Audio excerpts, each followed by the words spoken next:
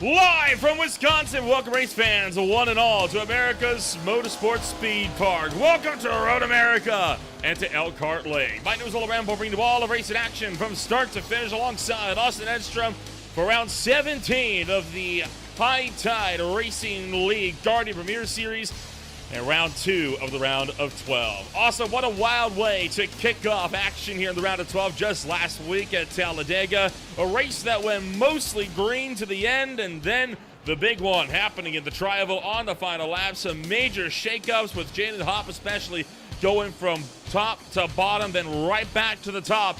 And with the road course being the next one on the cards, well, it's one wild card after another, and what has got to be one of the wildest playoff rounds you and I have seen yet. Yeah, you really couldn't go any further apart from two different playoff races going from race 1 to race 2. You go from the longest super speedway on the entire circuit to the longest road course that we've got here that the NASCAR cars take circuits around. But looking at the points, Jaden Hopp, pretty comfortable points gap to be able to make his way into the next round after we saw Sean Williams come up with the upset win at Talladega last week. Hovering around that cut line, though. Top 8, make it through the next round. Nicholas Coruscant right on the cut line, 5 points over Jeremiah Hobbs.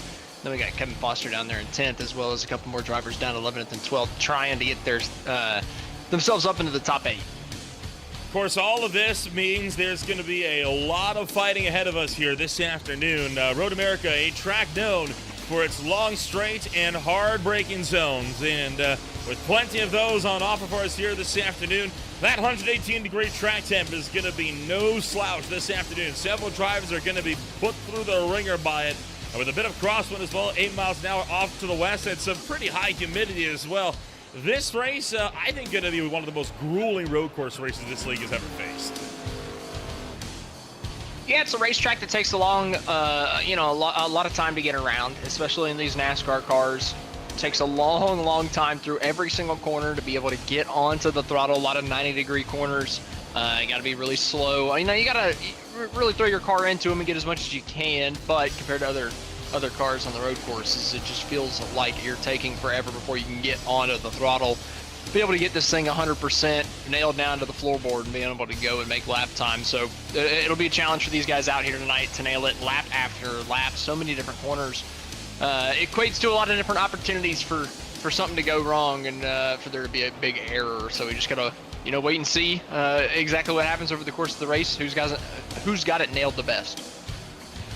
Of course, that's going to be the big question, right? 30 laps, no brakes. It is going to be straight on to the into the race here, right? We're not expecting any brakes here this afternoon. There's still plenty of drivers, both outside and inside the playoff runs, that are looking to make things difficult, putting it mildly, for the title favorites here this afternoon. Of course, you got even some returning names, right? John Osborne. Haven't seen Osborne out for a little while, at least not being too competitive. He is now back out on the racetrack in his number 5. You got the rookies like Jesse Gordon, Ronnie Norman coming in, trying to see if they can make names for themselves.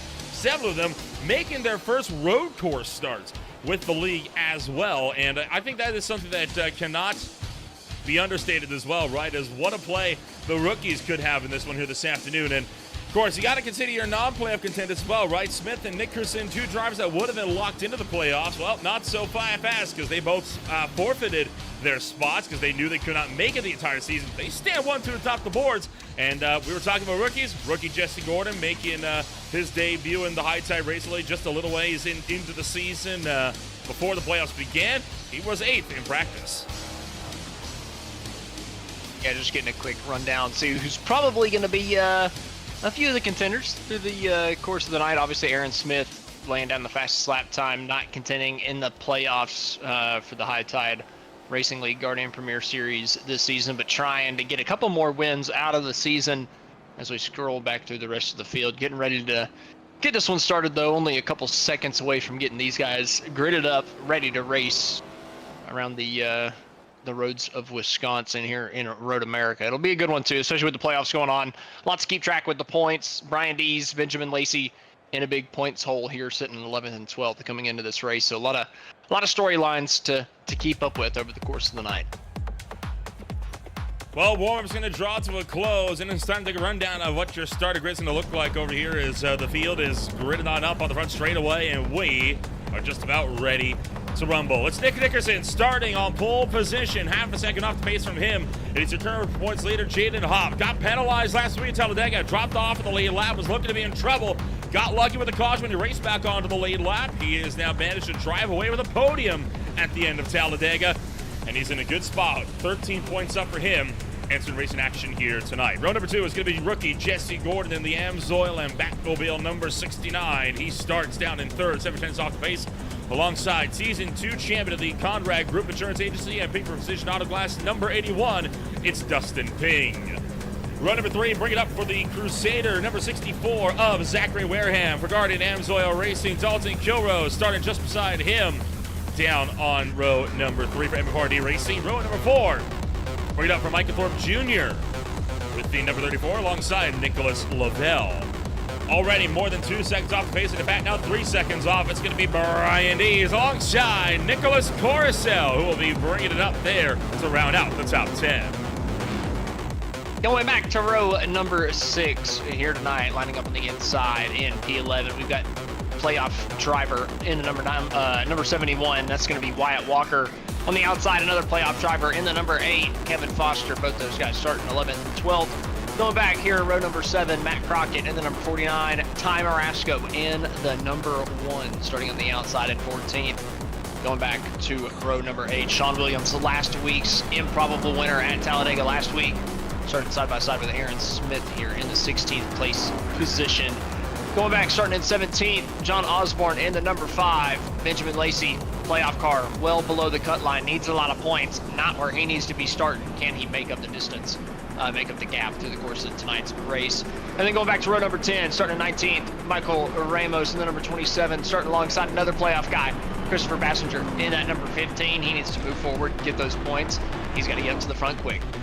21st place is going to be Ronnie Norman, the Amazon Pride, number 32. He starts 21st. We're into drivers now that have not put down qualified laps. The last of those drivers is actually Aaron Smith up at 16th just to kick off the second half of the field. David Lakey starts at the U.S. Army, number 84, down in 22nd. 23rd place, it's Scott Shire, and bad qualifying run for Jeremiah Hobbs. Well down the field for the Midwest Motorsports driver. He is desperate to make up spots. He is hoping for some early race carnage to help promote his way quickly into the top 20. Connie Gibson in a similar boat. He starts just behind him to his left rear down in 25th alongside the Challenger 2 Napa Auto Parts number 38 of Philip Neese. Neese making one of his big returns to the league after he has had quite a while outside of the driver's seat. Michael Keithley in the Whataburger number 53. He starts in 27th alongside 75 Racing's Harley Davidson Bob Berry. And then it is going to be Michael Ashmore in the slow guy number 98, bringing up the tail of the field in 29th. So Austin, hey, pretty good. Oh, excuse me. Go ahead. 29 cars all geared up, all ready to rumble. It's going to be a good one. I was about to say 29 cars for a NASCAR race around a road course. That's a pretty good number, especially here starting the playoffs, right? There's only 12 guys going for the championship. We got 29 willing to show up to turn right and left. Are you kidding me? Most leagues that I take part in do not quite get those numbers whenever we decide to turn to the right as well. So really great job from everybody in the league deciding to turn out on a night like tonight here in the playoffs. A lot of guys have a lot on the line, got to get a lot of points. The guy sitting the prettiest in terms of the points and in terms of qualifying speed, in terms of all the playoff guys, is going to be Jaden Hopp starting here. On the outside of row number 1. What a start to the playoffs it's been. He's been the fastest all year long. Can he continue that hot streak? And can anybody from below the cut line peek their head above it by the end of the race tonight? 3 drivers, Aaron Smith, Ronnie Norman, Philip Neese, missed the call. They'll be starting their races from pit road as the field going to work their way around through turn numbers, out through Canada Corner, as a matter of fact. And the Porsche 911 GT3 Cup iRacing pace car going to lead us through the final series of corners. It's going to be in the hands of the GFR Racing number 2 as the pack works into the final couple of corners. As always, we're happy you're joining us for racing action here on this beautiful Monday night. Time to get the party started. Time to see who will be where in 30 laps and how things will shake up entering the cutoff race at Iowa Speedway 1 week from now. It's time to go, go, go at Elkhart Lake. A great getaway from Nick Nickerson as he is already clear by 3. Side by side with Jane Hopp and Jesse Gordon on the mad dash down towards turn number 1.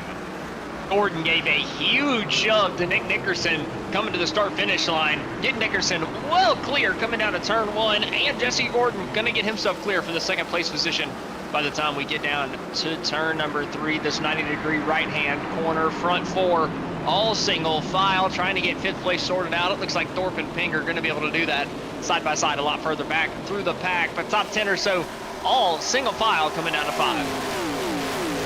Single file still as they all drive her in deep and in towards turn number 5 on the racetrack.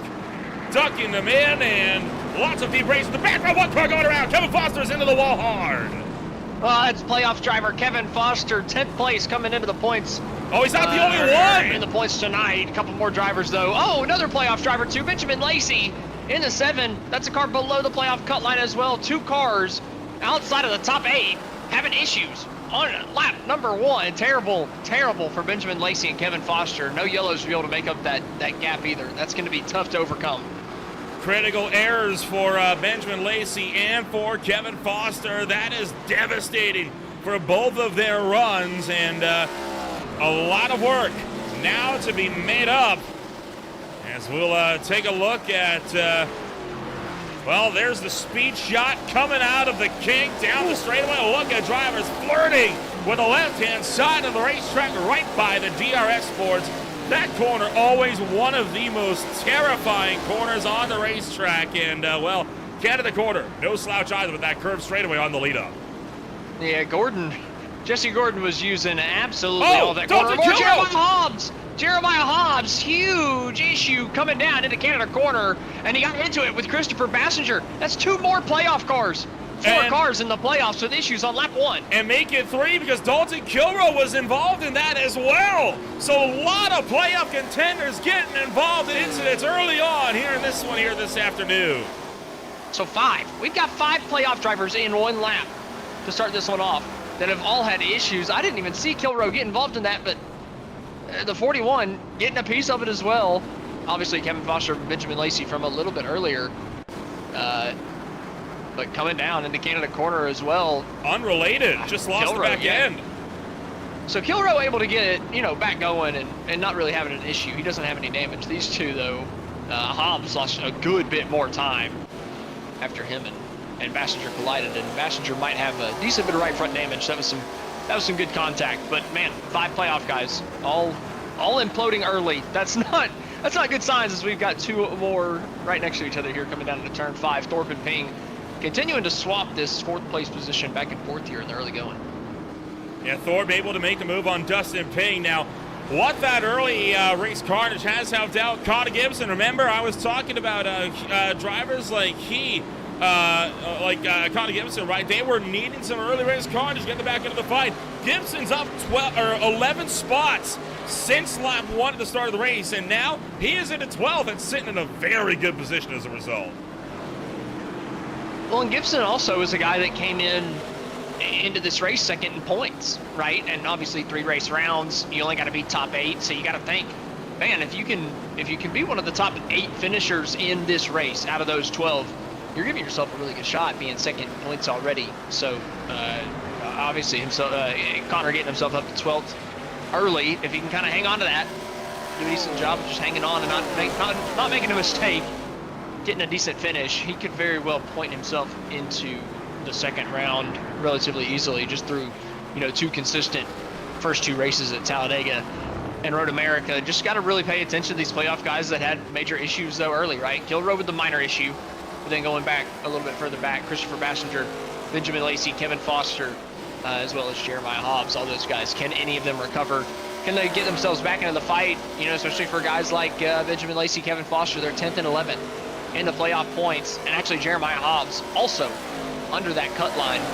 He's the 9th place runner. So that's 9th, 10th, and 11th all involved in lap 1 incidents. Can any of those guys rebound and get themselves back above that cut line by the end of the night?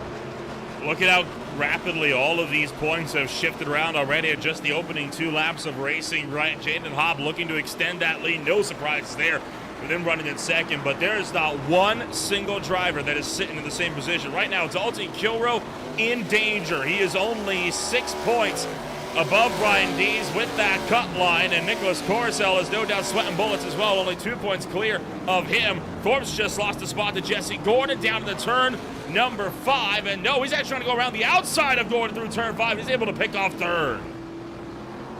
Good move there from Thorpe, going a little deep here. Coming back up on the racetrack, but able to take the position pretty neatly for Michael Thorpe Jr. But looking at the point standings over there, you got to really pay attention down by that cut line, that 8th to 9th. Obviously, the top 8 make it into the next round. Brian Dees came into this race 12th place in the points because of the problems from the people in front, and he's already jumped all those guys up to 9th place. Obviously, he'd be running a little bit better in those point standings, but that last lap wreck at Talladega has really soured his championship hopes. But with the race so far, right, I know we're 3 laps in, but if the race ended as of now, after everything that happened on lap 1, Dees will only be 6 points out of that playoff spot. So I guarantee he would take that, but he's got to make sure he gets through the rest of this race too. He's got himself in a decent spot. Not too big of a gap behind him, but he's got a chance. Oh, as Thorpe goes off the racetrack, Gordon almost runs him over as Thorpe had to get out of the gas heavy, or else he was going to go through the gravel trap. Now, here's the interesting thing. We were riding on board with Gordon for a while there, right? As, Ty Raskins had a big problem. We'll get back to that in just a moment. But Jesse Gordon putting in the clutch into every single quarter and saving fuel, even into the kink. He was putting in that clutch extremely early. So there is a lot of fuel games going on right now. I think we're on a fringe 2-stop race, and there's some drivers like Gordon trying to make it a 1-stopper. It's interesting to hear. I've been seeing people making issues into the heavier braking zones too, so I'm wondering if some of them are clutching into these corners, making errors in their braking zones because they're braking a little bit different with having to clutch. Yeah, at the same time that Ty Marasco did this down in the Canada corner, Dalton Kilroe went deep again as well, went through the gravel, gave up a ton of time. So the 41, who's on the edge of that cut line right now again, Brian Dees on the edge with him. Big moment from Kilroe, and it looks like Dees might have had an issue too, because he was in 6th not but a couple seconds ago. He's back to 8th. In just a matter of a couple corners, looks like he just lost it down into turn 1. A couple guys able to get to his inside and able to take the position. No contact or anything, but Dees back a couple spots. Michael Keithley is down to pit road, and this is after he's had another spin of his own that has put him down and out of the race. This is entering the final corner. And just lock of the rears, spun that car around. And I have a feeling the number 53 maybe will look at to pull it off the racetrack. I think he's kind of done with Road America today. I did the same thing in a league race at Martinsville last night. I was just puttering around, couldn't really pass anybody. I'm just like, I'm gonna call it quits here tonight. I'm a little tired. Let's just go ahead and call it. Now 4 laps in might be a little early, but the lap's pretty long here, so who am I to judge? But either way, side by side. Zachary Wareham down to the inside, able to take the 6th place position before we get down to the kink. Probably a smart move there from Nicholas LaBelle. Just lift him before they get down there, giving the spot over to Zach. Looks like about the same thing here. Dustin Ping able to get the position down into Canada corner over Jesse Gordon for the 4th place spot. And now Ping trying to run back down Michael Thorpe Jr., who he's swapped this position with back and forth multiple times. Back up at the front, though, how about Nick Nickerson running away from the favorite of the season, Jaden Hobb? 3-second gap between the front 2. Nick Nickerson having a heck of a race. And Nick clear by 3 for the time being, and he is looking to just drive away with it as he so often does in races like these. There is playoff contender Wyatt Walker. He's just lost out to his fellow champion contender Nicholas Coruscant. He's about to lose out to Sean Williams as well. I think Walker may have had a slowdown penalty there, which is why we saw him lose 2 positions. So Coruscant's now up to 9th. Williams gets around him for 10th as well.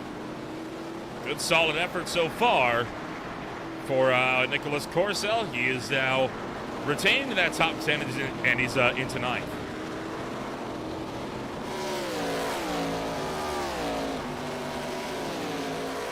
And we've been calling Coruscant Mr. Consistent all season long. He's been up and around the top 10 just about every single race we've ran through the regular season.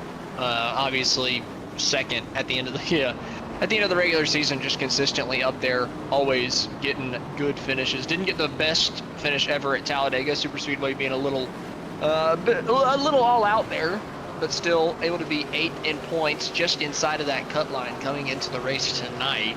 With him running in 9th place. The only guy that he's given up points to is Brian Dees, who's only 1 spot in front of him. In terms of the guys that are behind him in points. So Corcel, if he can just hang on, right where he's at, maybe pick up a couple spots, he'd be sitting nice and pretty going into the final race next week after 3 of the guys below the cut line having stinkers early. Quite a few drivers down below, well below where they need to be. Of course, I think the most notable one is Jeremiah Hobbs, right? The Goodwrench Services number 3.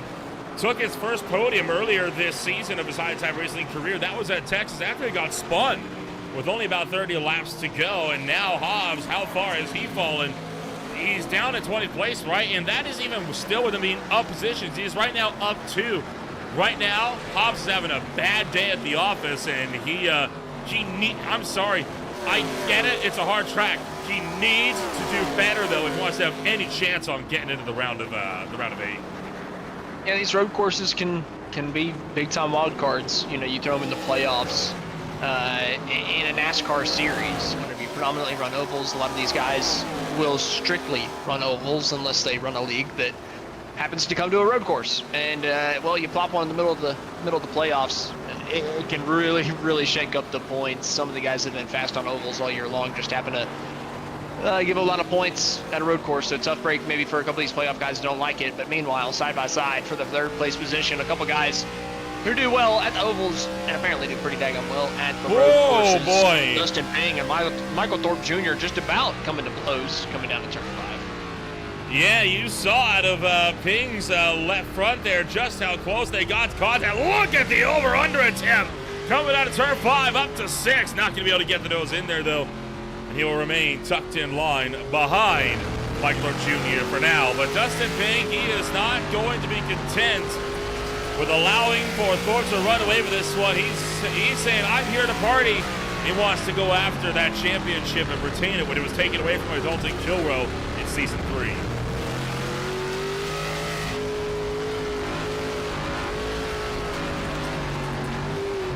With the carousel, Ping fighting all bits of dirty air through this portion of the racetrack. We're trying to carry as much speed through that long, flat corner as possible, but you're right tucked up behind somebody who's doing the exact same thing you are. All the dirty air right on your nose there. Thorpe Jr. missing the corner there through the kink. Didn't quite get his right side tires down to the curbing on the right side. Able to let Dustin Ping get right back to his back bumper as we come down to Canada corner. Clean corner from both of them. Nothing spectacular. Ping not really able to close that gap any closer by the time we get down to the final corner and back to the front straightaway. Can he get any type of momentum? Way more narrow for the 81. The 34 misses the bottom altogether. Just about spins it out on exit. Ping has to get out of it to make sure that him and Thorpe Jr. don't collect each other in an accident. Not able to get the run that he needs to be able to make the pass. Well, you say that he is close. He's got that drive. He's going to make the look to the right-hand side. Is it enough as he tries to outbrake Thorpe into turn number 1? Bit of a lock-up on the left front. And that's going to let Thorpe sweep back around the outside. But Ping is still there, and he's ready to party. Yeah, Thorpe had to lift a bit coming out of turn number 1 to make sure he didn't run off the racetrack, but able to keep the momentum up enough to hang on to this position. But he slides it out again, not able to get the momentum that he needs on the exit of 3. And this time down to 5. I gotta think Dustin Ping can make it happen. Matt Crockett is down at pit road. He has taken a tow to get there, so Crockett's at a begins to look at that once this fight sorts itself a little bit more. Thorpe, oh, he's in too hot. He's out wide. Dustin Ping sweeps through on the inside, trying to hold on for the 3rd place spot. Thorpe still battling up and around the outside line. Can Dustin Ping hold him through 6? No. Thorpe still has the inside. Back into turn number 7, and Thorpe gets back through. This is a fun little battle here for the 3rd place spot. Still in the first third of this race. Thorpe, Ping, they've been going at it since the drop of the green flag. A little bit of contact there. Ping in the back bumper. Thorpe able to hang on to that number 34, keeping in front of Dustin Ping. And get that back bumper right back in front. As they go back to the carousel as we catch a little replay, see exactly what happened. Canada corner, not being so kind. 49 spinning out. A little bit of contact to the front end, not too bad, but they ended up taking the tow anyway. Yeah, calling it quits. Didn't want to dance that parlay. Wyatt Walker, another playoff contender, right? One that is in a bit more of a critical position as well. Losing time back to David Lakey. Well, as I say that, Thorpe's overshot again, and Dustin Pink gets through him for third.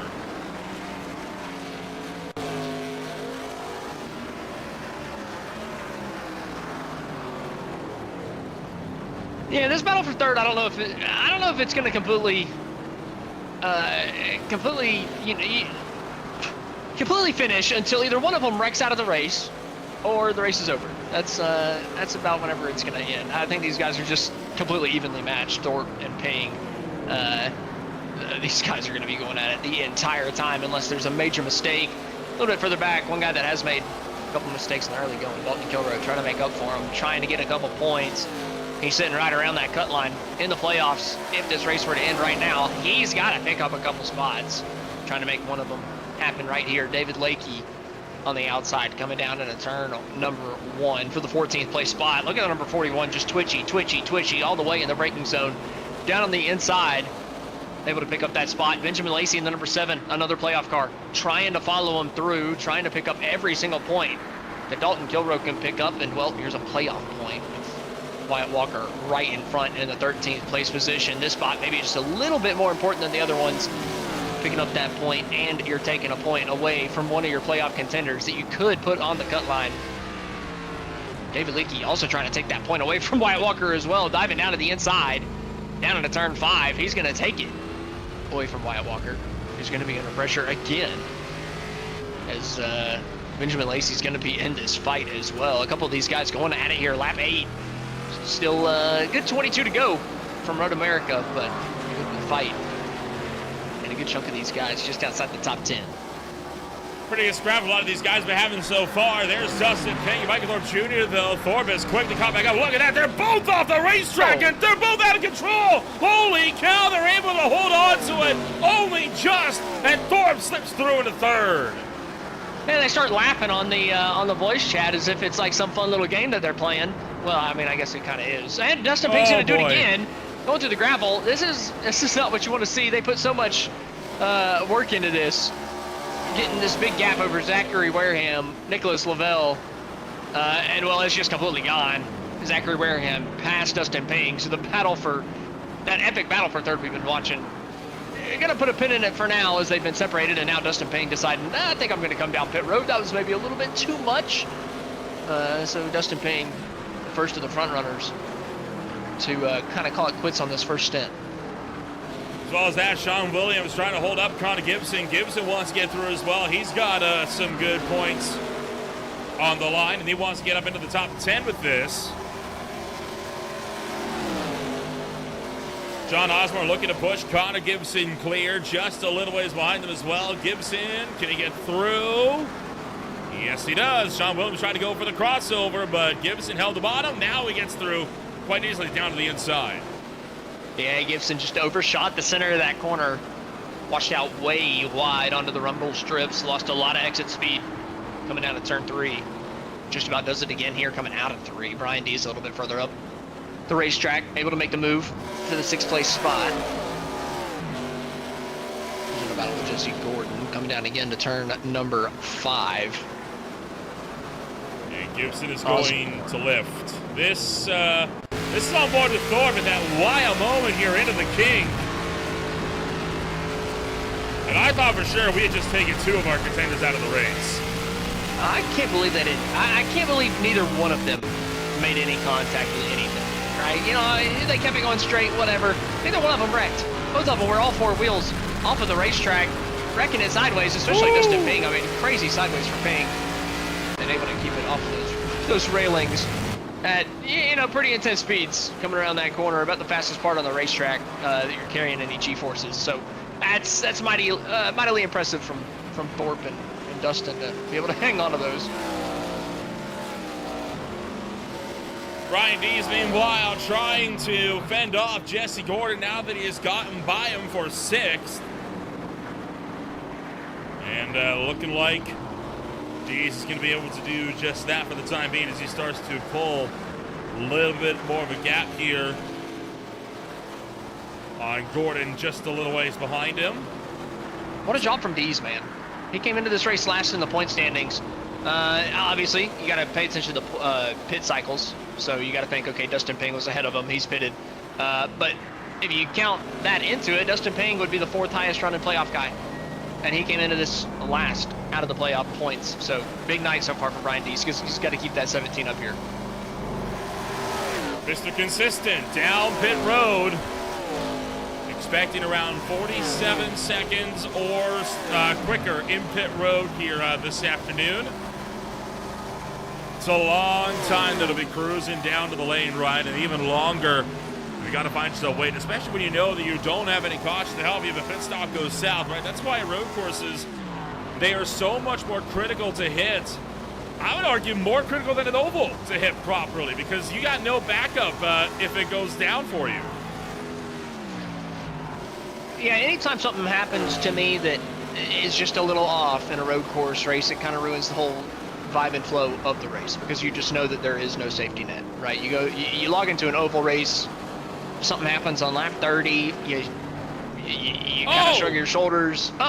As we're going to put a pin in that, as Osborne around here with one other car in turn 5, couldn't quite tell who it was. It's Sean Williams. You see him just rejoining top of the screen there. Osborne waiting for a clear gap to rejoin the racetrack. Probably could have done it there, but he's wanted to be kind of safer rather than sorry at this point. Respect waiting, but it kind of goes hand in hand to what I was telling you, right? In oval racing, something happens on lap 30, caution flag comes out, you shrug your shoulders, and everybody, kind of gets to go on with their day. Here, wow. Sean Williams spins out. John Osborne, maybe in reaction, at the same time spins out as he's watching the 89 going spinning. And here on the road course, having to just sit there and wait and wait and wait. And Osborne goes from inside the top 10 to well out of it. Well out of it. And also, while that we were looking at that replay, Michael Thorpe Jr. went wide on Canada Corner once again, as we see Dalton Kilrow going in between the 2 spinning cars, able to pick up a couple spots that he needed for the points. But again, Thorpe Jr. running wide once again. Canada Corner not being kind to these guys so far tonight. I mean, it never is. Remember the VSCA Sports Car Championship where they came out here, that whole session with the Kings down to Canada Corner? That was brutal, especially in changing conditions for the sports car series. Yeah, but it's Canada. It's supposed to be nice. No. So why would they name the worst corner on the track Canada Corner? I take offense to that. I think turn 6 is the worst corner. The one right after the second hardest race on the racetrack. After you come up the hill? Yeah, don't like that corner. What? Really? No, not a fan. Never been a fan. Interesting. I like it. It's either that corner or the corner after it that one of those two. I just can't get around it. I think it's challenging because you're coming up the crest. I don't know. I like it. Well, challenging doesn't equate good, though, to an extent. I mean, the VIR Patriot Circuit is challenging. It's not a good track, though. Well, and to be fair, I said worst corner, I mean, in terms of, taking victims. I don't dislike Canada Corner. Okay, I like a challenging corner. Fair enough. Okay, fair enough. Okay. Yeah. No, I can concede on that point. Yeah, fair enough. Maybe a little bit of miscommunication. Yeah, worst is in, it likes to chew them up and spit them out. Well, David Lakey piling on the pressure to the back of Wyatt Walker. No doubt wants to make some moves on the number 71 entry. One car off the road in front, quickly rejoin. You see a bit of leftover residue from that, and all's well ends well. Meanwhile, that's 71 to 84. Well, they're looking to keep going at it with one another here. As we swing around underneath the Mission Foods Bridge. You're David Lakey. How hard do you fight the playoff guy? Do you wait until you have a super open moment? Do you treat him any different because he's got that red bumper indicating that he's in the playoffs? You know, if you're behind the wheel of David Lakey's car, is that something you're thinking about? Here, 2 guys side by side, kind of the same scenario. Jesse Gordon, Brian Dees, these 2 They've been going at it a couple times over the last couple laps, swapping this position back and forth, fighting for 6. He's taking it back once again from Jesse Gordon. Gordon lifted really early. I think he's still fuel saving. He's trying to make it to halfway.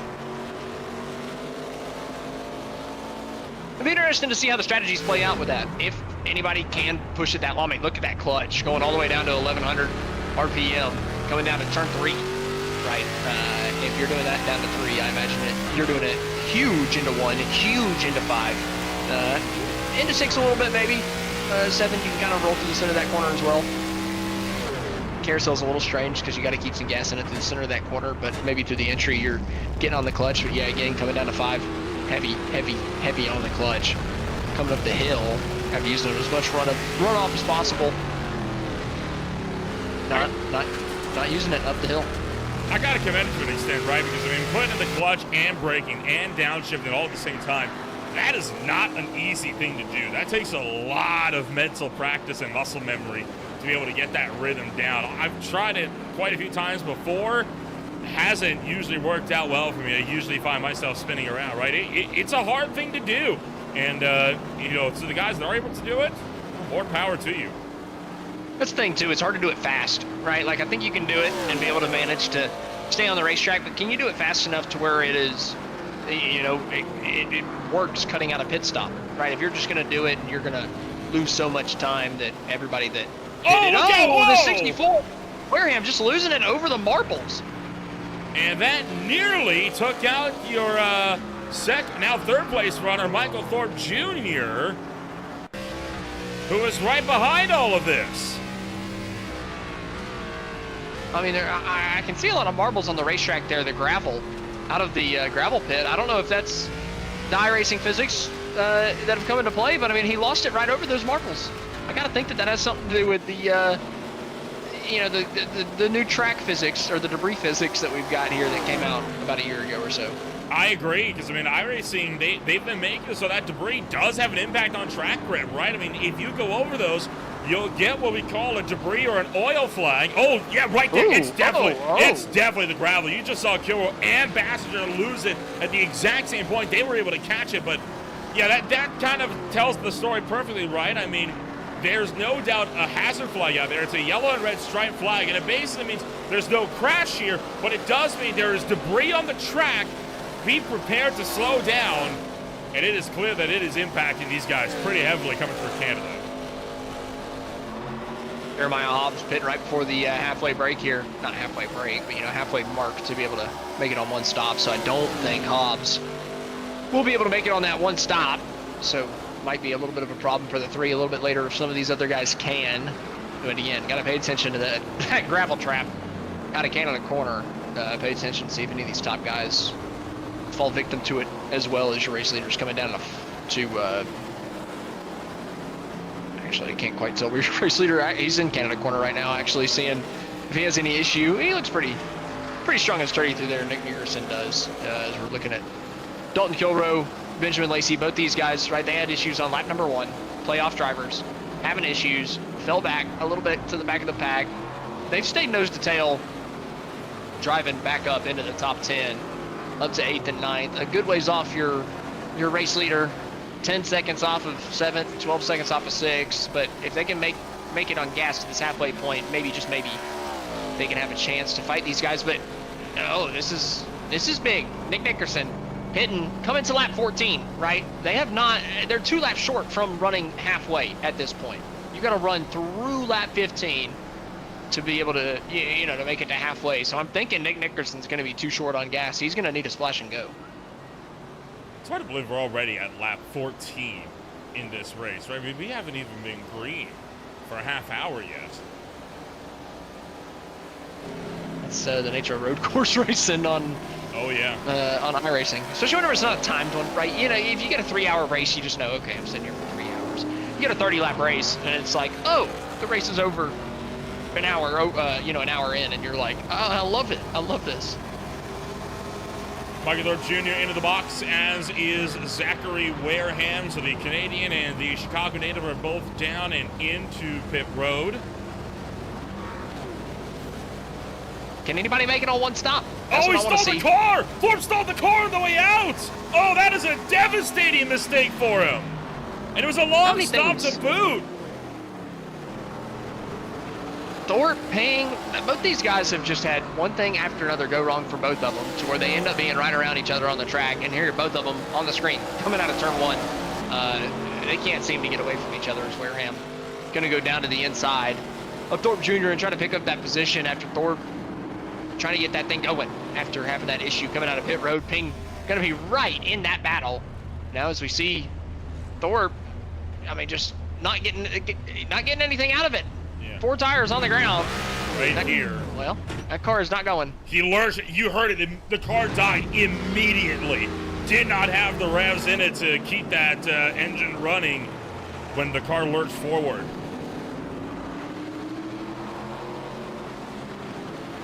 Hill Road, Lacey, side by side, inside of the top 7 as of now, but obviously a couple of guys have pitted already. But can anybody make it halfway? Can anybody finish lap 15? As of now, Jaden Hopp, your race leader, crossing the start-finish line, starting his lap 15. Can he make it to the end of this lap? If he can, obviously we know that he could probably make it to the end of this race on just the one stop.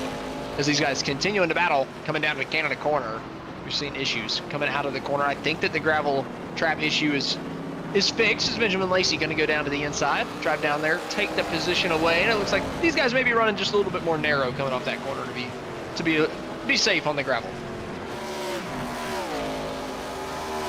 Thorpe and Wareham in a battle of their own as Nicholas Lavelle has just come down to pit road. So the number 73 is in. And Wareham, Thorpe and Co., they are also kind of struggling to see if they can close up to David Lakey and Connor Gibson here just up the road from them. Now the catch here is Lake. Oh, there goes Wareham. Spins for the second time, this time out of the final corner. Keeps it off the wall, but right as Gibson and Lakey come down to pit road. Now here's the critical thing. Those 2 cars, they made it the distance they needed to make that strategy play off for them, I think. Good job from Wareham over the course of the 2 accidents that he's had to not really hit anything. But he ends up coming down pit road after that one. A few more guys also deciding to call it quits. Kevin Foster, David Leakey, Zachary Wareham, like we mentioned, Wyatt Walker down pit road, playoff driver deciding, I got to come down. All these guys did pit 1 lap too early. So if they ran that fuel tank all the way out, they're going to have to do some heavy fuel saving on the second stint to be able to make it that extra lap, to be able to make it 16 laps on a stint rather than the 14. Obviously, you had that pace lap, so you lose a little bit of gas to the pace lap, but not, a full lap's worth, maybe half a lap's worth. And if you were saving even less than that. So it'll be interesting to see if all these guys can make it on just the one stop. Again, a couple guys pitted on lap 13, a couple guys lap 14, like we just saw. Now, Jaden Hopp, he's coming to lap 16, so he's finished lap 15. He's cut it exactly in half. So you got to think Jaden Hopp can make it to the finish. And critically, that would mean that Brian Dees, Jess Gordon, Benjamin Lacey, and Dalton Kilroy, and Sean Williams can all do the same. And Ty Marasco has been caught for speeding on the way in. And already rotten night for Ty Marasco, going worse, right? He's back in the 23rd place spot, coming down to pit road, speeding penalty. That might be the end of the night for Ty. Obviously, they're putting on the tires right now, but he might end up calling it quits on that one. Yeah, Jaden Hopp coming out of pit road now as well. A little bit further back, Brian Dees cutting it exactly halfway. How about the job from Brian Dees? Coming around right, I want to mention the fuel strategy here. If we're, as close as we are thinking that we're cutting it, right, pitting right on the halfway mark, and a lot of guys pitting, on lap 13, lap 14. If we're really that close at a track that takes 2 minutes and 20 seconds to get around, every single lap of gas means so much. So if you were one of the guys that pitted after lap 14, you only ran 14 laps, and then you got to run 16 on the back half, and you were just barely making 14, that means you have to save 2 whole more laps than you did on that first stint. That's a ridiculous challenge to be able to do. But if you're a guy like Jaden Hop, Brian Dees, that were able to stretch it that 15 laps, you are looking good. Benjamin Lacey, Dalton Kilroe, that could just turn into a great point night just off of a fuel-saving strategy. So we'll just have to wait and see which strategy ends up being the right one. Jesse Gordon actually pushed a bit past the halfway mark as well. He is now gone. He is on his 16th lap on this stint. He is still putting the clutch in and coasting. I think what he's trying to do, he's trying to get some insurance, and that would allow him to push at the end rather than backing up his pace. Yeah, I mean, let's say if you're pushing all out, you make it 13 laps. And if you saved as hard as Jesse Gordon has here, who's running decent, but you can tell he was saving heavy the entire first stint. Wow. Let's say you make it to 17, all of a sudden, okay, well, you've gotten your 4 laps of saving done out of the way, and you can push through this last stint completely. Everybody else, even if you're looking at, okay, Brian Dees or Jaden Hop, you got to think, okay, well, they still have to save 2 laps of gas. If they've only got 13 in the tank, they got to make it 15. They got to save 2 laps. These guys that pitted after 14 laps, they got to save 3. And I've got all my saving done. That could be a huge, huge advantage for Jesse Gordon here. Gordon was clutching in, not just in the middle of the straightaway coming to Canada. He was clutching in, going up the hill into pit road. That is how fine the margins were. I'm willing to bet he's probably out of fuel right now, and he's just coasting down pit road to get to his stall. That's exactly what he's doing. The car is spun, and that car's out of fuel now. Talk about pushing it right to the brink of what you can do. We'll have to see how that pays off. I mean, it really could be a huge difference in this race. He got all the saving done in the first stint. Literally should not have to save at all here in the second one. Now, the problem is he came in pit road behind Jaden Hop, who's going to be your race leader whenever all this is said and done. So, and Jaden Hop has already taken a pit stop, so he's going to be well behind Hop. But he does not have to save whatsoever for the rest of this race. Even if it's not a race-winning move, it very well could vault Jesse into the top 3 by the end of the night. Well, I think Nick Nickerson is the race leader actually in this one. Because remember, Nick was one of the first drivers to come down pit road. He pitted 3 laps ago already. So Nick's good to, well, no. That's the thing. Nickerson came down after 13 laps. Okay, yeah, you're right. You're right. I forgot about that. Nickerson's the race leader, but I actually think that Jesse could probably get to Nick. I think that Nick having to save that much gas, if our calculations are correct, right? A little asterisk next to that. But if that's the case, tight here between Connor Gibson and Kevin Foster coming down to turn 3. But if we are correct, I'm a little nervous about Nick Nickerson up in the lead. I don't know if he's got quite enough in the tank. Well, we've had a good run going so far, and as time continues to move along, we'll take a look at what's coming up here on Green Flag TV. The OMSRL Gold Series is out at the Phoenix Raceway tomorrow night at 8:45 p.m. Eastern Time. The day after, it's a doubleheader on Wednesday as the Global IndyCar Challenge takes to their season finale at the Indianapolis Motor Speedway. Join myself and Daniel Bouchard for the Indianapolis 300K, bound to be a wild one. At that one, 125 laps around the Brickyard. That is joined alongside the premier Sim Cam Expo Truck Series in a Richmond triple header with the PSR, Avijo, Sim Racing League, and the Speed Cup Series all kicking off this coming Wednesday and Thursday. Bull Racing is back for more at Charlotte on Friday, and then, of course, one of the flagship races this coming Saturday going to be the Velocity Online Racing Series at New Hampshire. It is one of 3 major races kicking off on Saturday. Of course, VOR IndyCar Racing at the Magic Mile, but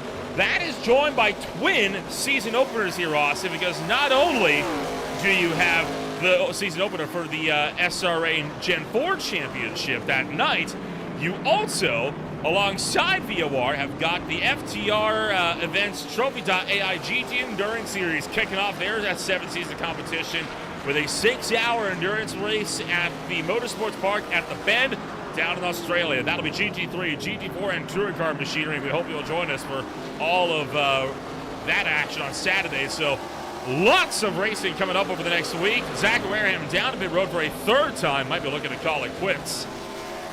But, not been the night he's wanted. But, Green Flag TV, kind of the iRacing version of the Flow Racing, if you ask me. I mean, I'll take that. I mean, with how many races you broadcast at this point, I mean, I would put it right up there with it. There's more days where we have races with 2 in a day than there are just single. That's ridiculous. I never thought we would get to that point. I'm going to be honest. Literal iRacing broadcasting company. Green flags. It's wild He's insane. It's wild what a few months and bringing Derek Watson onto the team can do for you. Oh boy. Thorpe loose, went wide out of the king. Here comes Dustin Pink trying to look for third, going down the inside, and well, ring the bell for round number 3 between these two. Thorpe kicks the tail end out, but Pink does it as well, and that scrubs off any momentum we would have had. Yeah, these two can't get away from each other for this third place position. They have been nose to tail fighting the entirety of this race. And it might turn into second because of Nick Nickerson being short on gas. We'll have to wait and see exactly how much Nick can save up there in the race lead. Thorpe couldn't make it! Thorpe couldn't make it! He's in a pit road! That tells me a lot of guys are not going to be able to make it then. Including Pink, who pitted 9 laps ago. Yeah, Thorpe pitted. What lap did Thorpe come down pit road? I thought he would have just been able to save. Ago. No, he you know what? I'm willing to bet he probably pushed too hard trying to stay in front of Ping, and it costed him. Yeah, I take it back. He pitted at the end of lap 13. So, yeah, he would have had to have saved way too many laps. So, Thorpe having to come back down. I mean, sucks for Thorpe, but you know, some of these other guys are going to be happy about that. Ping, we kind of knew how to do that because he pitted what, lap 8. It was early that Dustin Ping ended up coming down pit road. So you got to think that Dustin's going to be doing the same thing sometime soon. But a lot of guys stretching it to that one stop, right? They're trying to do it. Jaden Hopp made it 15 laps. Brian Dees made it 15 laps. I think Coruscant made it 14.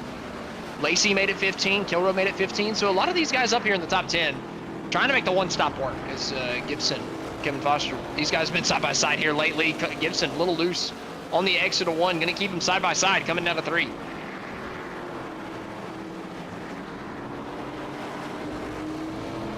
Still to abreast as Kevin Foster and Connor Gibson will continue to go side by side down the back stretch towards turn number 5. David Lakey is situated just a little ways up the road, and Gibson going to outbrake Foster this time by, and the Canadian slips into 13th. Really impressive about Jaden Hopp is, you know, he's on pace to save enough gas to make it to the end of this thing on one stop, and versus the guys that are on the same pace, right? Same fuel pace to make it on one stop. He's got a 45-second lead on Brian Dees on that strategy. That's ridiculous from Jaden Hopp. This could turn into a minute victory for the 00 over the 17. I would not be shocked whatsoever. He has just done great on the fuel saving. You know, I say on the 17, I actually think it'd probably be Jesse Gordon because he did even better on the fuel saving that first stint. I think Jesse might get up to second place here in that number 69. That would not shock me whatsoever. I think he's got enough fuel where he doesn't really have to pace himself at all, while a lot of these other guys are still clutching and saving. Right, Jaden made it 15 laps, but you still got to make it 15 laps again, so you still got to save some gas. You got to do it all over again on the second stint. But Jesse Gordon obviously made it 17. Think he'll get up here to second. Dees likely settling into maybe a third place finish. I think Lavelle pitted a little bit earlier.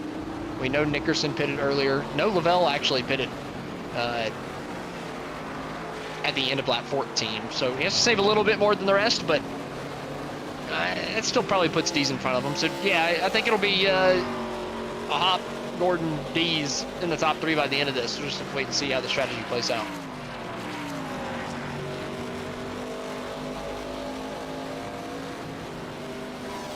So far, Nick Nickerson has been in complete control of this race at the head of the field, and that is not looking to change anytime soon until he is forced into pit road. We'll jump and take another look at the championship standings entering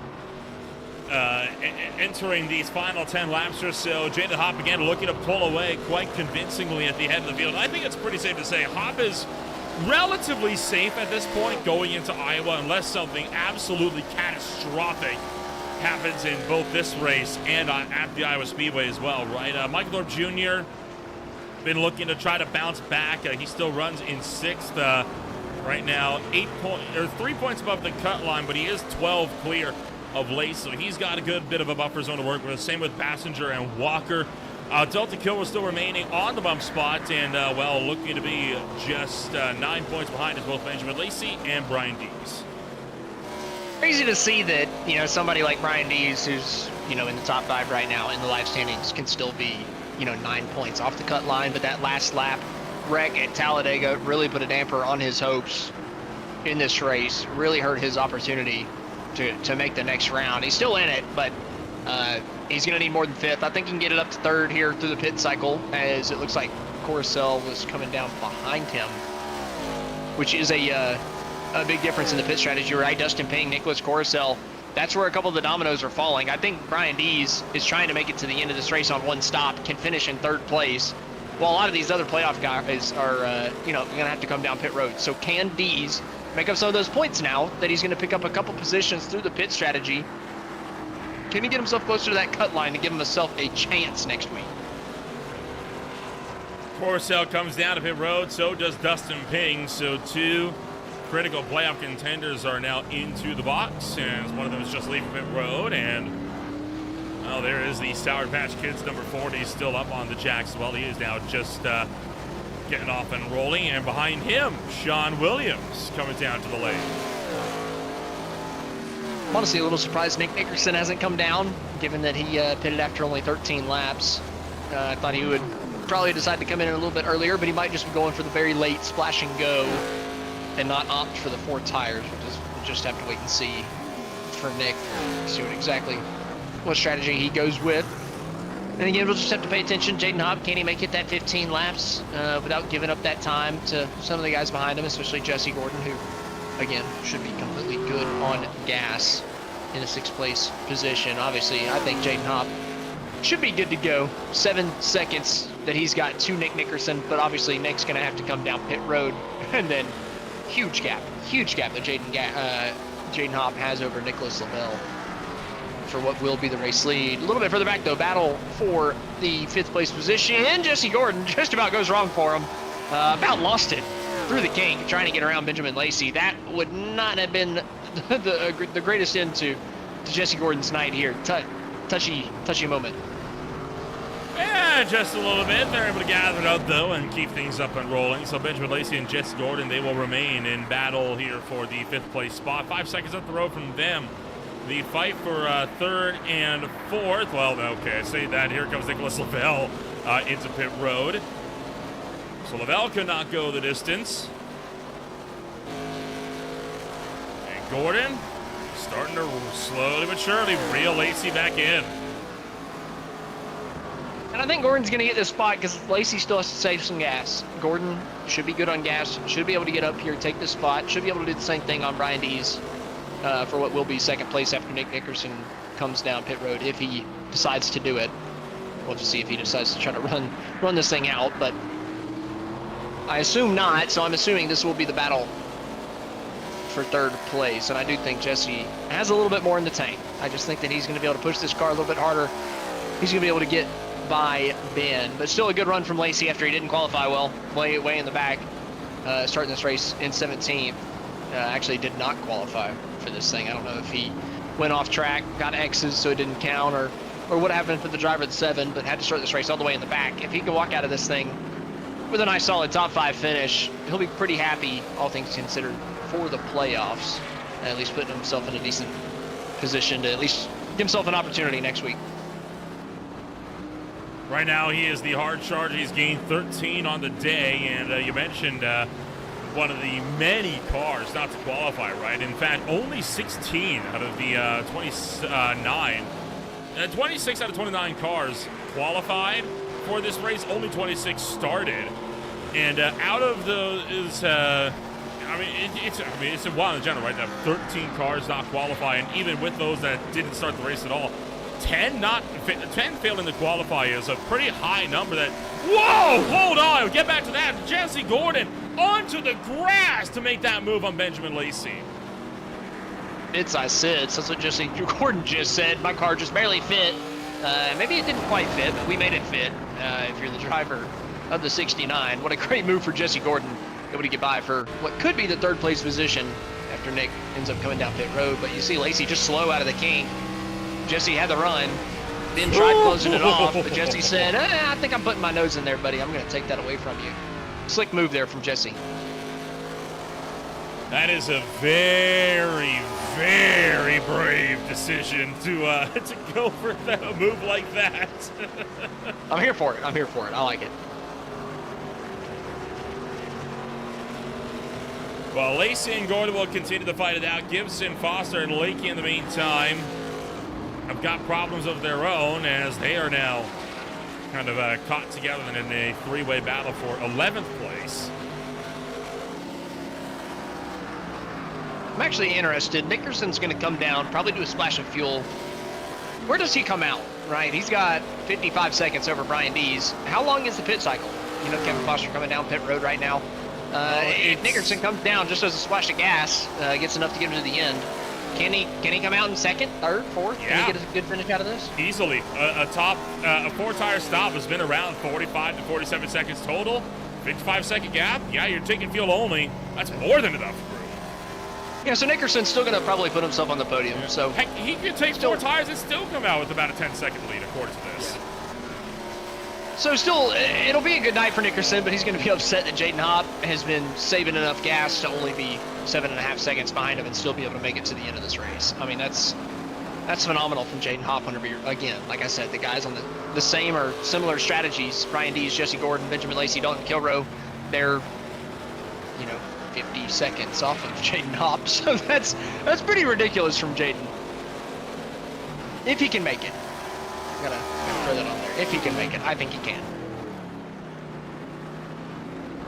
We've talked about all the points tonight, right, and what drivers need from positions, but I do think it is worth noting, right, that you do need to get the bonus points for stuff like fastest lap as well. Now, fastest lap right now is held by Nickerson in both the pole award and in the race, so no points going to be awarded there. You also get a bonus point for leading a lap.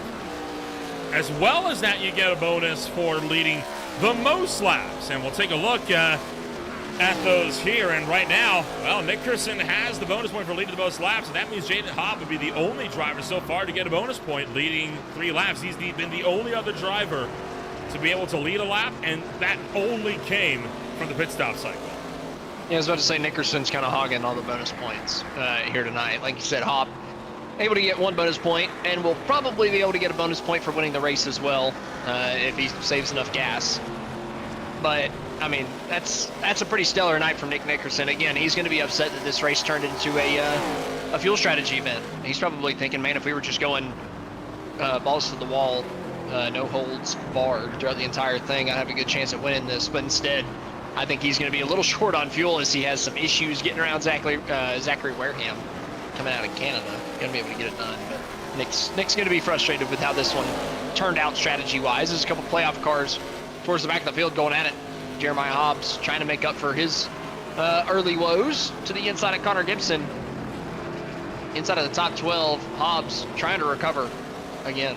Early issue on lap number 1, just trying to pick up spots here in the late dying moments of this race. Potentially an incident for David Lakey towards the tail of the field here. This is out of Canada corner. He's got Connor Gibson right behind him. Whoa, that's a bit far out wide. Slides back on and just avoids Jeremiah Hobbs as he comes across the racetrack. Yeah, I'd say that's a bit of an incident. I think that's a good classification for it.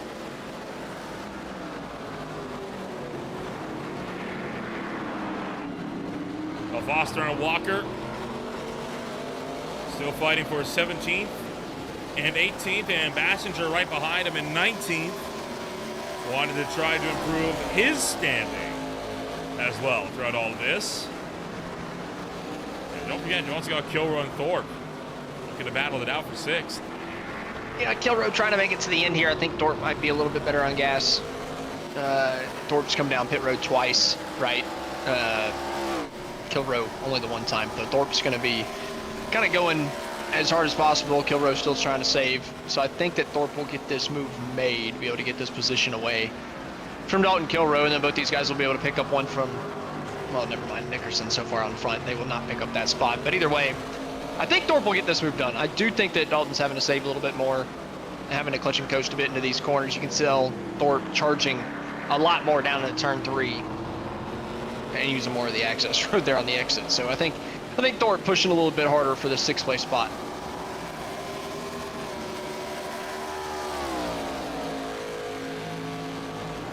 Six laps to go this as they get back around to the start-finish line in a good distance. By the way, this year they're battle for 6th place, and your leaders are coming onto the front straightaway. Just to give a reference as to how far behind they have fallen. Your current race leader, Nick Nickerson, and only 8 seconds behind Nick, remember, is Jaden Hopp. Connor Gibson and David Lakey both in the pit road as well, as they could not go the distance here with 5 laps to go. Now, for Nickerson, these guys will be taking 5 to go, this time by the line. Now, we've done a lot of talking, right, about this race tonight. What about next week? Because, I mean, next week's race, it's a short track of all places to close out the round of 8, and it's no slouch of a short track either. We'll be swinging out to the Iowa Speedway now. Of course, Iowa with that rescan with some new asphalt pavement put in over the last season build, and unfortunately for the field, that new strip of asphalt has not been kind to attempts at going multi-group racing there, and it has really taken away a lot of the flow from Iowa and made it more of akin to a track like Richmond, only quicker, which, well, you and I have seen how Richmond races go here with the high-tech racing league, Austin. It's usually not a pretty sight. Well, I think we'll have a fun one next week. I do think it's going to be hard for these guys to pass out there, though. I think it's going to be really, really tight. These ARCA setups at the ovals have been very, very, very, very, very tight, especially the non-traditional ovals. So I'm expecting it to be pretty difficult to pass. I think they're going to end up getting it done, but in the early goings on the restarts, it's going to have to, you're going to have to get absolutely everything you can. You're going to have to really protect that right rear over the course of the race next week. I think that's going to be kind of the key to the race, is protecting that right rear quarter panel, not letting anybody get there. As Thorpe almost gets to the left rear of Kilroe, almost running out wide as well, able to hang on to it as these guys continue the fight for 6th place. Up towards the front too, Brian Dees, oh, no. Jesse Gordon, they're closing up for 3rd. Issues for Bob Berry, and this is going to be a big mistake. He was actually caught for speeding on pit exit, so he's going to be forced to come down pit road for a 3rd time this race. And that'll be a race killer for Berry. Yeah, it's frustrating. These road courses like this can have really, really slow pit roads. Can really catch you out, especially on the exit. You just think you're gassing up, getting out of pit road at a decent speed. All of a sudden, you look up, you're 3, 4, 5 mile an hour over. Don't realize even how fast you're going whenever the pit road speed limit's set down to 35, 40 miles an hour. Kind of tough. So Bob Berry just getting caught out, having a bad day anyway. Towards the back, getting that speeding penalty, ended up putting a damper on things after running this whole thing out. Kind of frustrating for Bob, but still back up towards the front. Inside of the top 5, or what will be inside of the top 5 if Nickerson comes down to pit. Kilroe, Thorpe still going at it through the kink, and up again a little bit further up the field. Dees and Gordon are going to be going at it for the podium spots.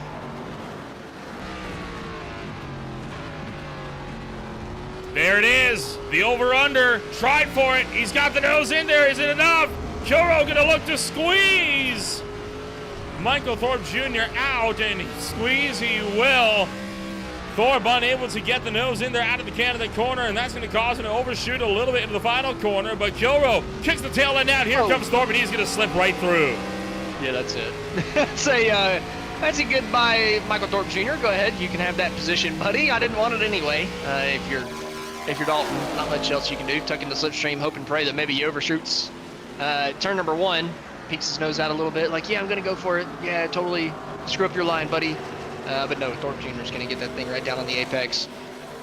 Kilroe just going to have to follow him out towards turn 3 here. So Thorpe, pretty good move there after just hounding Kilroe lap after lap, finally forcing him into a mistake. Thorpe, though, running wide. On the exit of 3, you gotta let Kilrow get right back to his right side as they have to drive all the way down to turn number 5, and Kilrow takes the spot back.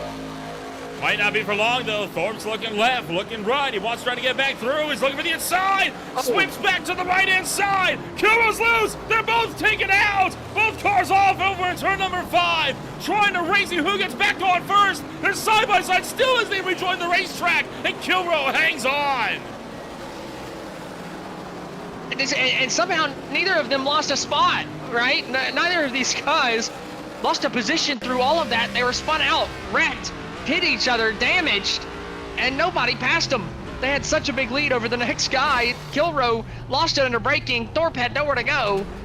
And somehow, because Thorpe had to go through the gravel, Kilrow able to get the traction. And Dees just about lost it coming out of the kink in front of Jesse Gordon. He has to surrender that position as Nick Nickerson's come down to pit road.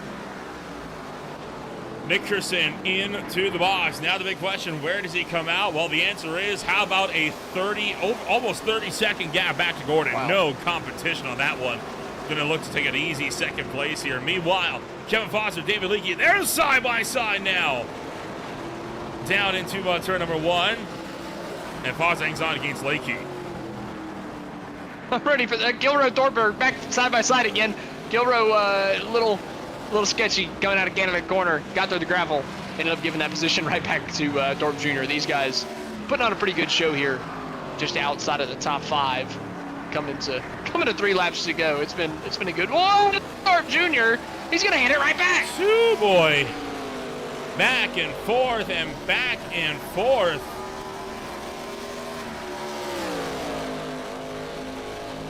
Constantly switching attitude, go at each other here as Dalton Kilrow stands right behind Michael Thorpe Jr.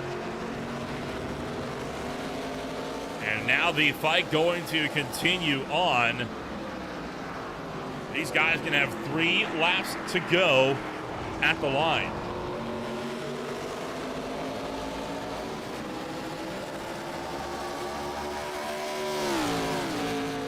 Not much time for these guys to leave their marker on this race, get all the points that they possibly can. All these playoff guys gunning for everything they possibly can. Jaden Hopp going to be able to punch his ticket to the next round with a win here tonight. 2 non-playoff guys in second and third with Nick Nickerson and Jesse Gordon. Going to end up looking like the second most point getter out of the playoff cars will be Brian Dees with a 4th place finish. He's got a 4-second gap to Benjamin Lacey. Great night for Brian Dees. Again, he came into here last in the point standings after wrecking on the last lap at Talladega. Second most points out of any of the playoff guys. Is going to look good for the driver, the number 17, after last week. At least put himself back in the fight for next week. Lacey, again, putting himself into the fight. Thorpe with a good run here in 6. Kilrow and Ping, again, just keeping themselves in and around that cut line, giving themselves a good enough opportunity to move on next week. So it looks like we've got 6 playoff drivers inside the top 8.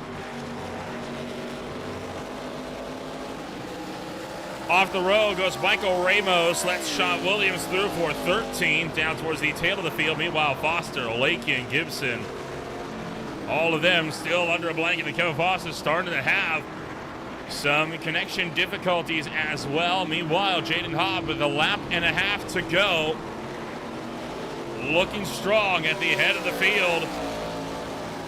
And Connor Gibson wants to drive up 1 more position. Yeah, Connor Gibson, again, still fighting for these points. He needs every single one, just in case. You never know. Oh, that's a late move down into turn number 5. Going to be way late. He's going to go dirt tracking on the outside. On the exit of the corner, not going to be able to hang on to that spot. I appreciate the effort there from Gibson. He knows every point matters. He's going to have to regroup, regather, go for it again. Oh, he's just got to hang on. Don't lose any points. Just lost one to Shire. Well, I can't. He can't lose any more points right now because the next car is over a lap back. So. Well, he could jump the car and then get lapped. You're not wrong. So let's not do that.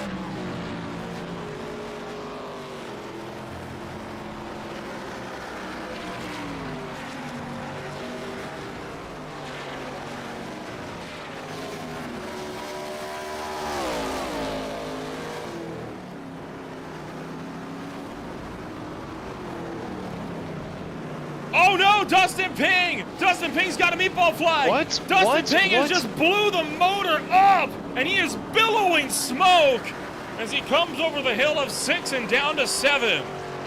I think that's literally just an early downshift. Like he missed a shift. That's all that was.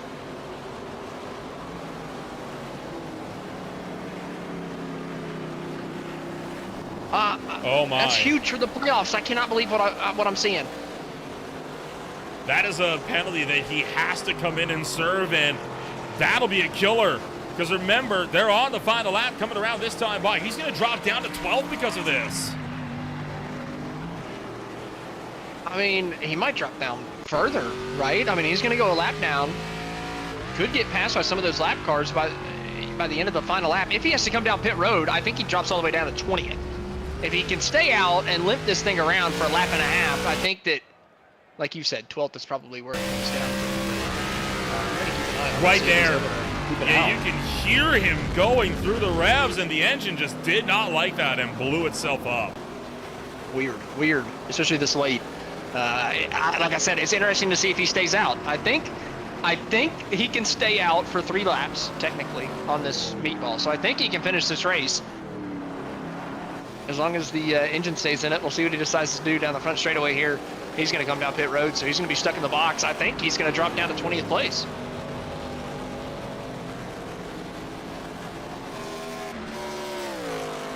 Well, I take it back. He's on the lap. Holy cow. If he's past the start-finish line, he'll be 12th. If his box is not past the start-finish line, then I think he drops even further back. But he's 4th on the grid, so I think that he'll be fine. Well, all of this takes Jaden Hopp through the final couple of corners, and Jaden Hopp, the old school racers 00, walks it off. He'll extend the points lead entering the cutoff race as Hopp wins at Road America. Dominant performance from the 00 in terms of strategy. Nickerson obviously incredibly quick, but Hopp played the strategy much better than the driver of the 2. Able to close this one out. Nickerson though, good 2nd place run again. Good for Nick.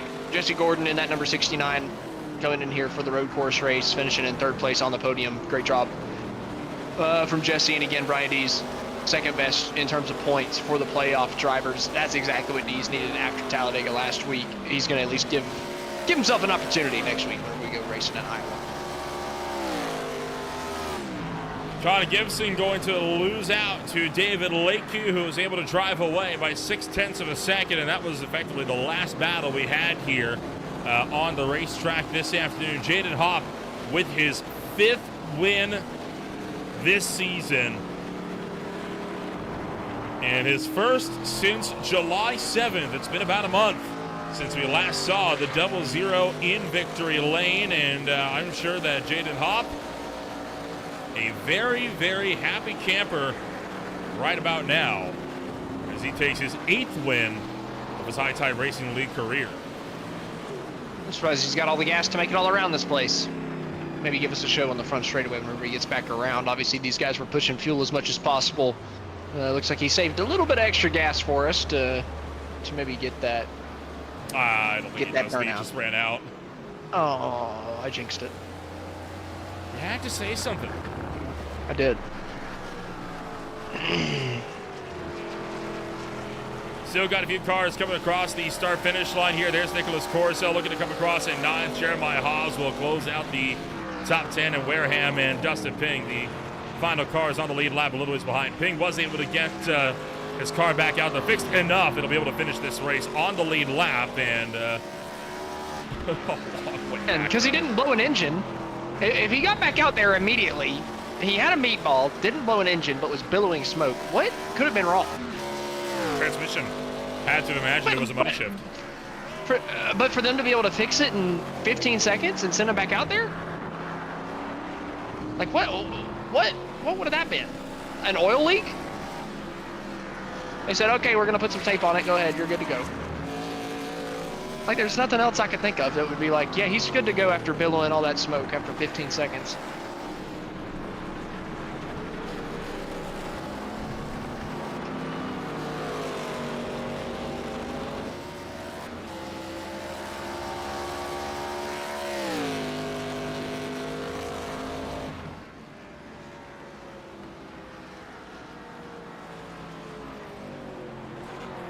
Dustin Ping will be the final car across the line. Jaden Hopp is going to be able to have just enough to get back around to the start-finish line and give us a little bit of a smoke show here on the front straightaway.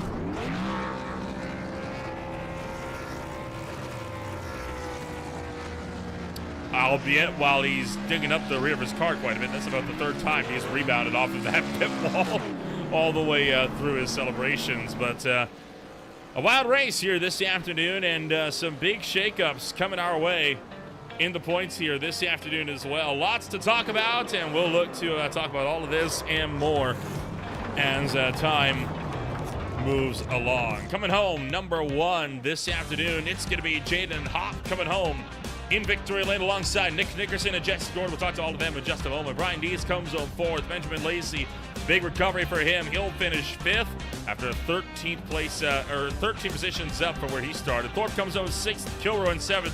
Lavelle, Corsell, Hobbs down for the top 10. A lot of playoff drivers within the top 10 of the race this afternoon. Kerry Wareham brings it home in 11th place. Dustin Ping in 12th after that engine issue. Sean Williams in 13th. Michael Ramos in 14th. Christopher Bashinger 15th.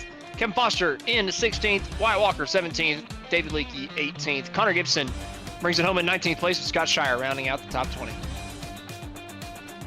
So now 21st place to go for Bob Berry. It's a DNF for John Osborne and Ty Marasco. Then it's Ashmore, Crockett, Keithley, Smith, Norman, and Neese to close out the field. The bottom 3 drivers did not take the green flag this afternoon.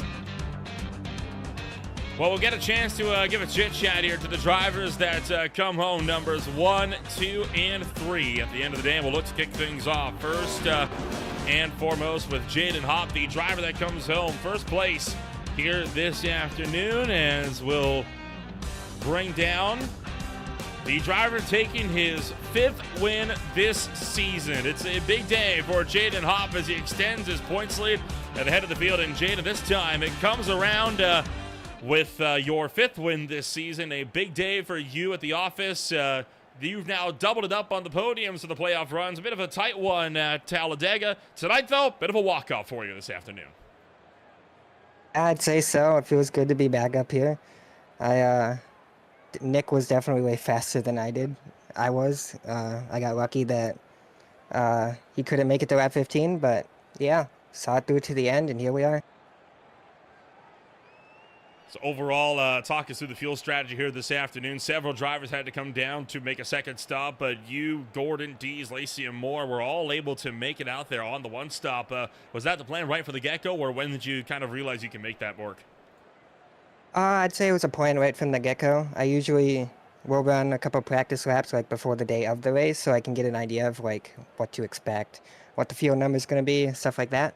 I was able to do like 14.8 laps, 15 laps without saving any fuel. So once I saw that, I figured it'd be a straight fuel mileage from there. Pretty simple one at that too. All I had to do was I clutched a little bit entering turn 1 and then just lifted early for a couple of corners, and that was all that I needed to do. Well, with all this said and done, you'll have well over a 20-point gap going into the cutoff race here at Iowa. Do you reckon you're going to be in it for a good solid drive to close this off and fight your way into the round of 8? Yeah, I think so. I'm pretty good at Iowa.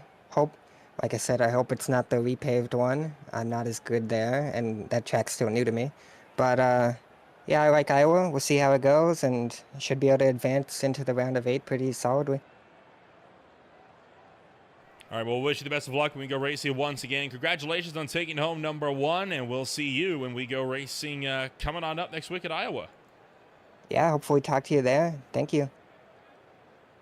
Jaden Hopp comes around, taking home number 1 here this afternoon. We'll look to bring down Nick Nickerson now from the 75 Racing Camp into the broadcast booth as he'll bring it up number 2, and he is standing by with Austin Edstrom. And Nick, you had a good running out there tonight. Looked like you might have been the fastest car if, we didn't have all the strategy go into the race tonight. So is that kind of what you're looking back on right now, just thinking, why did we have to have a fuel-saving race here tonight? Why couldn't we just run this thing heads up? Yeah, I mean, I learned that pretty early on, but it was kind of too late at that point. But yeah, nothing is more frustrating and annoying than a fuel strategy race on a road course.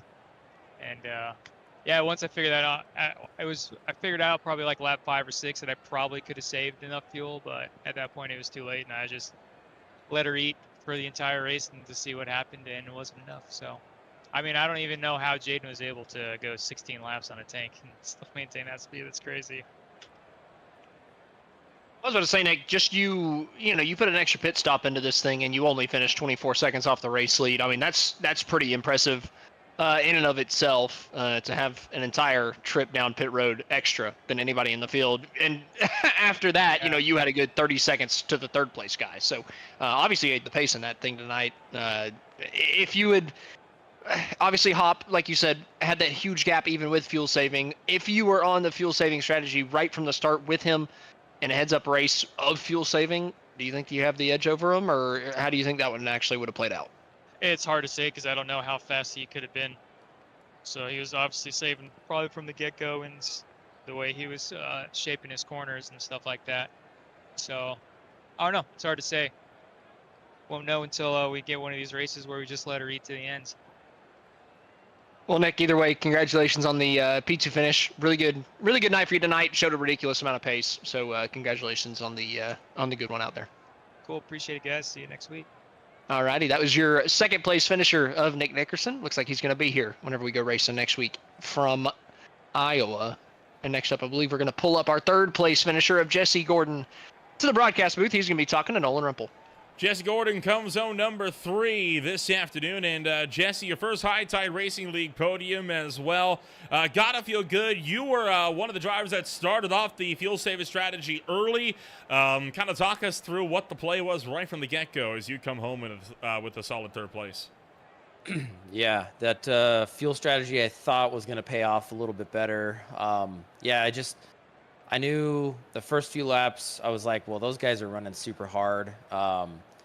Either tire fall off is going to come into play or fuel, and I knew fuel was going to definitely. But if I could maybe make it a one-stop race, then maybe I had a chance. You know what I mean? So it just didn't work out, though. Those guys were super, super fast and good. I probably wouldn't have kept up with them anyways. I probably would have finished in the same exact spot. So all in all, it was kind of a wash. It worked out, but I just kind of played it safer than the more aggressive strategy, I guess.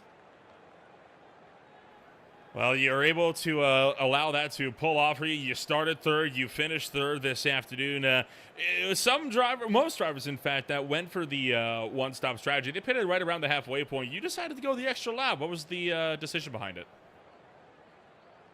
It's a good thing I did, actually, because I didn't want to have to baby save the last stint. I wanted to go full all out, and I crossed the line for the checkered with 0.3 laps of fuel left, and I took a full amount of fuel. So I still burned a lot more than was expected, but I was able to go all out, and that was ultimately how I was able to drive up to third. So it worked out, but that's why I went that extra lap, just for in case the little fuel meter was off, which it clearly was, because it said I could go 15, 16 laps, and only went 13 that last stint and barely made it. So yeah, it worked out, but that's why I was just kind of giving myself an extra lap of security. Well, the security certainly paid off for you here this afternoon. Next week is the Iowa Speedway. What's going to be the game plan as we gear up for the final race in the round of 12? Yeah. I know I'm not in the championship points or anything like that. Don't want to mess any of those guys' race up.